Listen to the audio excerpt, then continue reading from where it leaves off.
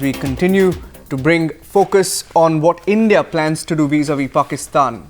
It's not just lawmakers in America. Even in India, there's a campaign on to declare Pakistan a terrorist nation. Rajya Sabha member Rajiv Chandrasekhar has submitted a private member's bill to the upper house to label Pakistan a terror state. Now, we spoke to him this evening, and this is a bill that will tag Pakistan a terror state. It's titled the Declaration of States, a sponsor of Terrorism Bill 2016. He wants to move the bill during the winter session of Parliament. Rajiv Chandrasekhar has written to Rajya Sabha chairman to move this private bill. I spoke to him this evening on whether he had political consensus on this bill. And joining us on the special broadcast this evening is Rajya Sabha MP Rajiv Chandrasekhar. He's joining us from Kozhikode this evening, and this is the bill that he wants to introduce in Parliament soon, and it will be called Declaration of States as Sponsor of Terrorism Bill 2016. It's a private member's bill, and Rajiv Chandrasekhar, a very outspoken parliamentarian, wants to introduce this bill, which means he wants to tag Pakistan a terrorist state. Rajiv, has the time come to finally move a bill like this to tag Pakistan a terrorist state? It's not just lawmakers in America. Do you have support for this bill? Have you spoken to other parliamentarians, or is this one man's view? No, I think, Niranjan, the time has definitely come for India to declare Pakistan for what Pakistan really represents, a real threat to civilized communities and human beings all over the world. And while we go out and galvanize public opinion around the world and global international opinion, I think it is important to get our parliamentarians and indeed all citizens of this country to become more aware and, in a sense, call Pakistan for what they are, a terror state. In terms of having support for this, I have spoken to a large number of MPs, and I think there is very few MPs that do not share the view that Pakistan is a terror state. It is of course possible that there are some parties that will continue to play politics, and politics has been played on the issue of terror not once, not twice, many times in the past, and it is possible that some politicians and some political parties do continue to play that politics with India's integrity and the threat that terror represents. Rajiv, a couple of days back, this question was asked, to the Ministry of External Affairs and the spokesperson, because every day, of course, we've been hearing that rhetoric about what action needs to be taken against Pakistan, especially from the government. There are very strong voices, but here's one such voice. In fact, the MEA day before said it's a known fact that Pakistan practices terror as a state policy, quote unquote. The Home Minister of the country categorically labelled Pakistan a terror state on the day the Uri attacks took place. Now, do you believe you also have the support of the ruling party in this case? No, I think, Dharanjan, we will find out when the bill is tabled in Parliament. We will find out, for example, I have requested the chairman of the Rajya Sabha to have, on the very first day of the winter session, to table a resolution pending the private member's bill, table a resolution that will be declaring Pakistan a terror state. So I think it is important for us to find out in Parliament where the political parties are and where individual MPs are on this issue.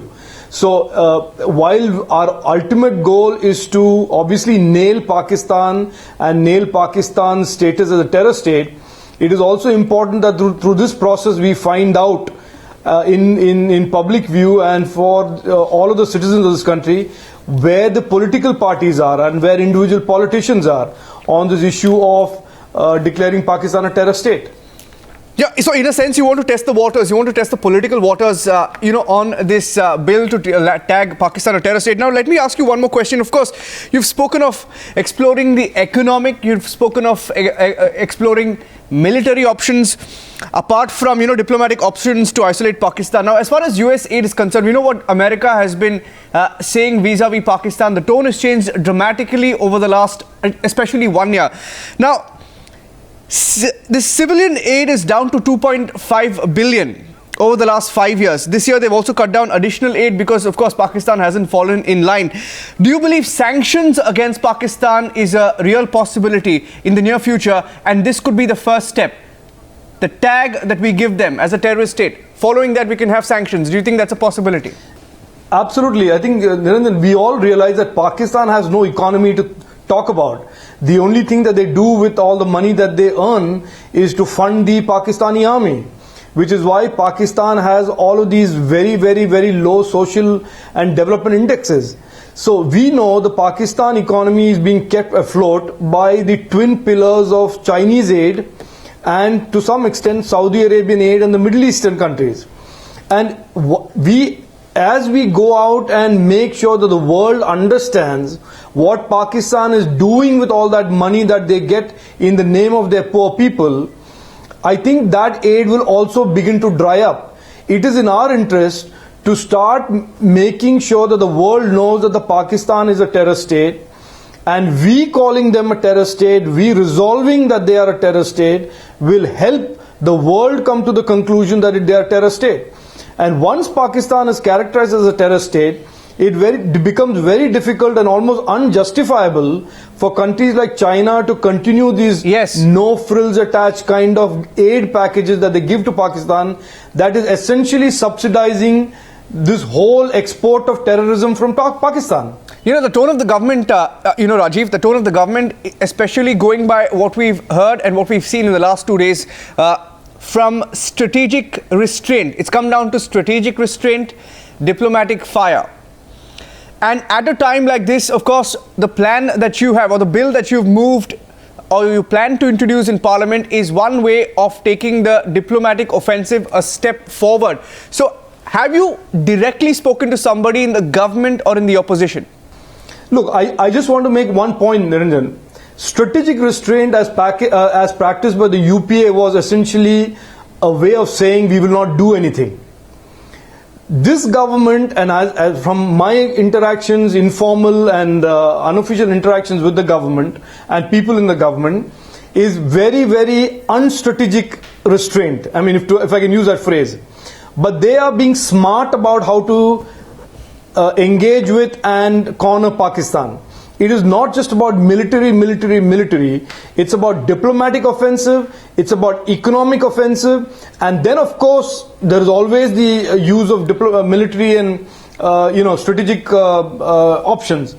But we have to explore fully and completely without any half measures the economic power that we have and the world has over Pakistan, the diplomatic power that we have and the world has over Pakistan, before we even start talking about the military options. Right. So I think my own engagement with people in the government, they are completely off the record, completely informal, is that people in the government are also thinking precisely the same way, which is, it is not just about rushing to a military strategy, it's about completely exploring the other options of diplomacy and the economic angle before we unleash, the weapons of destruction on Pakistan. Yeah, as an independent MP who's been in Parliament even during the UPA tenure, Rajiv, it's interesting that you've patted the government on its back on its approach towards Pakistan.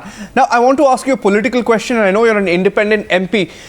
When the Uri attacks took place, on day one we heard the left dragging Kashmir narrative into reasons why Uri attack took place at all. And secondly, today as we broadcast, the Congress party, and I quote, has said the government has been caught pussyfooting on the issue of terror. Now, at a time when there's a diplomatic, we need to speak as one, sit on the table and think of ways in which we deal with Pakistan, be it diplomatic or strategic.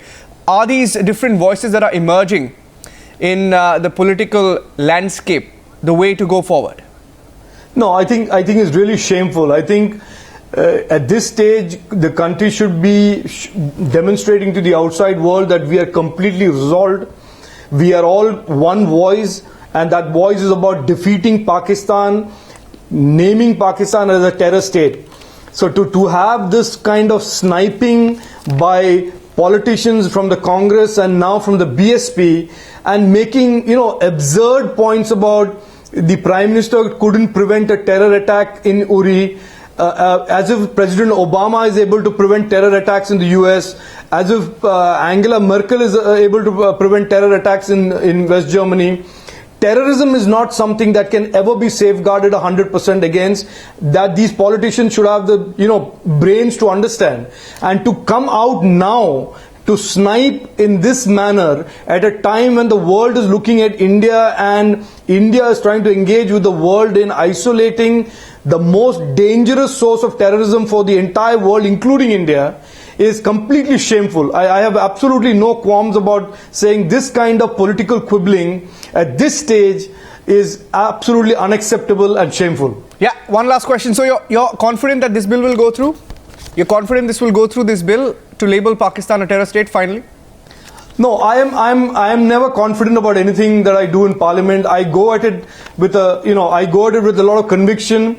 I have found that there are many similar thinking people in Parliament, and I am hopeful that at the end of the day, public pressure, media pressure, and the general desire for citizens of India and many political parties, like thinking political parties, to do the right thing will cause either this bill or some variant of this bill to be passed and the Parliament to resolve that Pakistan is a terror state. If India is calling them a terror state, why not label them officially a terror state, is what Rajiv Chandrasekhar believes this evening. Rajiv, thank you for joining us. Hopefully there should be a political consensus on the issue of labeling Pakistan a terror state. In fact, we said out loud, hopefully this should go through Parliament. Thank you for joining us, Rajiv.